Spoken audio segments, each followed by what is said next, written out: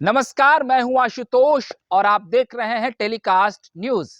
राजनीति में हर दिन एक समान नहीं होता है और सत्ता हर किसी की हमेशा के लिए जागीर नहीं होती है। इस कथन को अरविंद केजरीवाल ने बिल्कुल सत्य कर दिया है। अरविंद केजरीवाल का कद और राजनीतिक हैसियत धीरे धीरे बढ़ रहा है। दिल्ली में एमसीडी चुनाव, म्युनिसिपल कमिश्नर ऑफ दिल्ली के चुनाव में जबरदस्त जीत हासिल करने के बाद अरविंद केजरीवाल की पार्टी आम आदमी पार्टी काफी उत्साहित है। अरविंद केजरीवाल की यह जीत राजनीतिक मायने से एक बहुत बड़ी जीत कही जा रही है। यह जीत उस वक्त हुई है जब देश में विपक्षी पार्टियां एक मुख्य विपक्ष की तलाश कर रही है कि जो नरेंद्र मोदी से दो दो हाथ कर सके और उनके सामने मुकाबला कर सके। कांग्रेस इस रेस में पीछे छूटती नजर आ रही है और तीसरे मोर्चे की भी हवा निकलती जा रही है। जब भी तीसरे मोर्चे की बात होती है तो वो धाराशायी होकर गिर जाता है। चाहे हम महागठबंधन की ही बात क्यों न कर ले या कोई और अन्य पार्टियों की बात कर ले, कांग्रेस राष्ट्रीय स्तर पर खुद को महागठबंधन से दूर रखती है और कांग्रेस के भीतर यूपीए की जो संरचना है वो भी नरेंद्र मोदी से दो दो हाथ नहीं कर पा रही है। ऐसे में अरविंद केजरीवाल की आम आदमी पार्टी लगातार बीजेपी को चुनौती देती दिख रही है। दिल्ली एमसीडी चुनाव में अरविंद केजरीवाल की पार्टी ने 134 सीट जीतकर शानदार फतह हासिल की है। वहीं बीजेपी को 104 सीटों से संतोष करना पड़ा है और 9 सीटों के आसपास कांग्रेस ने जीता है और 3 निर्दलीय के खाते में सीटें गई हैं।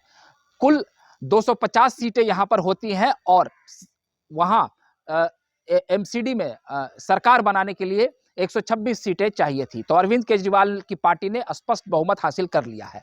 अरविंद केजरीवाल की पार्टी ने पंजाब में भी शानदार जीत हासिल की, दिल्ली में भी उसकी सत्ता है। तो ऐसे में जो देश भर में तमाम क्षेत्रीय पार्टी जो क्षत्रप हैं उन सभी में अरविंद केजरीवाल काफी केजरीवाल जब इस जीत के बाद अपने पार्टी दफ्तर पहुंचे तो उन्होंने सीधे विकास की बात की। उन्होंने कहा कि ये शिक्षा, स्वास्थ्य, बिजली, पानी, सड़क, नली गली और तमाम तरह की जो विकास मॉडल्स है, जो उचित स्वास्थ्य और उचित शिक्षा के मॉडल है, ये उसकी जीत है।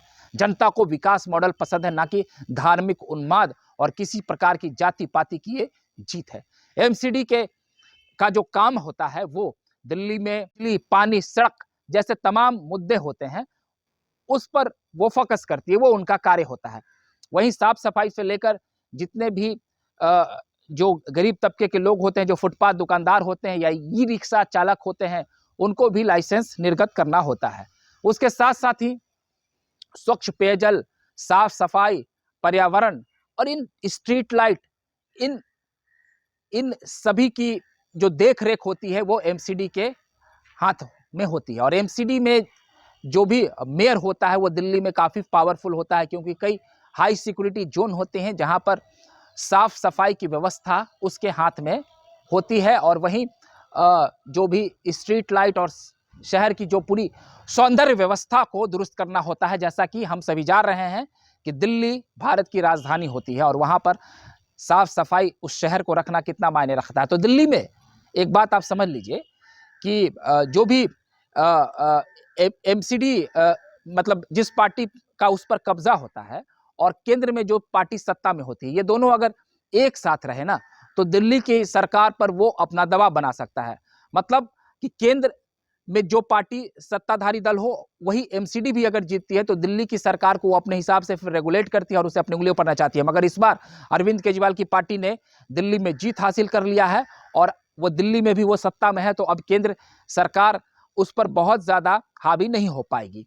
और एमसीडी की चुनाव में इस जीत को अरविंद केजरीवाल निम्न तबके के और सभी जाति और धर्म के वर्ग के और तमाम लोगों की जीत मान रहे हैं। और वो कह रहे हैं कि दिल्ली में जिस तरीके से जल जमाव या ड्रेनेज सिस्टम का जो हाल था वो दुरुस्त नहीं कर पा रहे थे, उसे अब वो दुरुस्त कर पाएंगे और लोगों को हर तरह की सुविधाएं मिलेगी। वहाँ की जो वातावरण है, पर्यावरण है जो दूषित हो रही थी, उसे भी वो दुरुस्त कर पाएंगे। तो आप देख लीजिए कि इस जीत ने कई संकेत दे दिए हैं और आगामी लोकसभा चुनाव में कांग्रेस के सामने अब लगता है कि अरविंद केजरीवाल की पार्टी ही मुख्य विपक्ष के तौर पर लोगों के बीच में आएगी, क्योंकि लगातार कई राज्यों में अरविंद केजरीवाल का जनाधार बढ़ता जा रहा हो और 15 साल से दिल्ली में एमसीडी पर बीजेपी का कब्जा था। हालांकि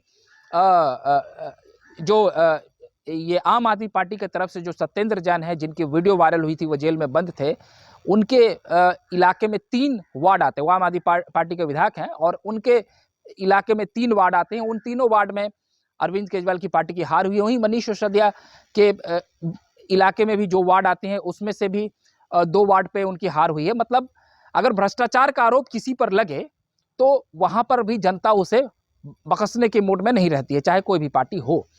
अरविंद केजरीवाल की पार्टी के सांसद संजय सिंह ने बीजेपी पर काफी आरोप लगाया। उसने कहा कि बीजेपी के कई तमाम केंद्रीय मंत्री, पूर्व मंत्री और उसके कई पूर्व मुख्यमंत्री, मौजूदा दौर के केंद्रीय मंत्री, सांसद, सब लोग चुनाव प्रचार में लगे हुए थे, लेकिन दिल्ली की जनता अब सड़क, नली, गली और साफ सफाई के पूरे मामले पर, स्ट्रीट लाइट के मामले पर, इन तमाम विकास के मुद्दे पर, विकास के मॉडल पर अब बीजेपी के साथ नहीं, अरविंद केजरीवाल के साथ खड़ी है। उसे अच्छी स्वास्थ्य व्यवस्था चाहिए और अच्छी शिक्षा चाहिए।